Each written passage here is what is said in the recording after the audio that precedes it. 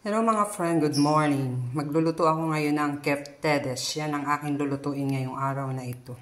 Keftedes or bola-bola. Nandito yung mga ingredients niya. Merong itlog, parsley, tapos yung mint, cinnamon, piperi, pepper, at itong potato. Dilinisin ko pa tapos. Ayan mga friend, binalatan ko na yung patatas niya. Tapos itong sibuyas kailangan dalawa para mas juicy siya pag nilagay sa keftedes. Tapos yung maliliit lang, itong side na to. Ayan, ganyan lang ito. Ilalawak natin ito sa giniling. Ang nilagay ko pong patatas dito ay tatlo, yung katamtaman lang, kanonika. Ayan, ganyan po.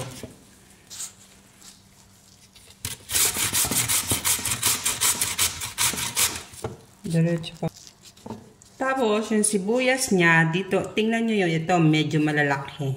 Para yung hindi naman masyadong maliliit. Ganito dapat. Ayan. Dito nyo na rin. Yadyarin. Ganyan lang po ang pagkagawa. Para juicy siya pagka inilagay mo sa giniling or gayma. Gayma ang tawag sa Greek. Ayan, ng giniling. Ayan mga friend. Ganyan lang po.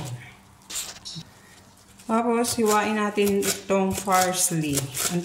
Parsley, ang tawag dito ay maitano. Ayan. Ganyan kaliliit.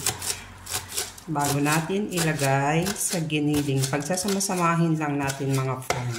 Ayan. Dapat marunong ka din. Pag dito ka pumunta sa party in Europe, sa Cyprus, dapat marunong ka rin magluto ng pagkain nila. Napapag-aralan naman yan. Ayan. Ito po'y kanilang favorite. Pagka may mga party. Ito ang specialty nila. So mga friend, ayan, titimplahin na natin ang keftedes or bola-bola. Ayan, nandyan na ang mga ingredients. May parsley, may tano, potato, sibuyas or onion or cremidi. Yan ang mga tawag. Ito ang gayma. May salt din tayo. Cinnamon, piperi, at jasmine, mint, kung tawagin, at itlog. Pagsasama-samahin po natin sila. Ilagay po natin ang itlog. Oy, hindi pwede. Ganito po. Yan, basagin natin at ilagay natin yan ng ganyan. Tapos, lagyan natin ng salt. Ayan, salt. Cinnamon. Special ang cinnamon. Ayan.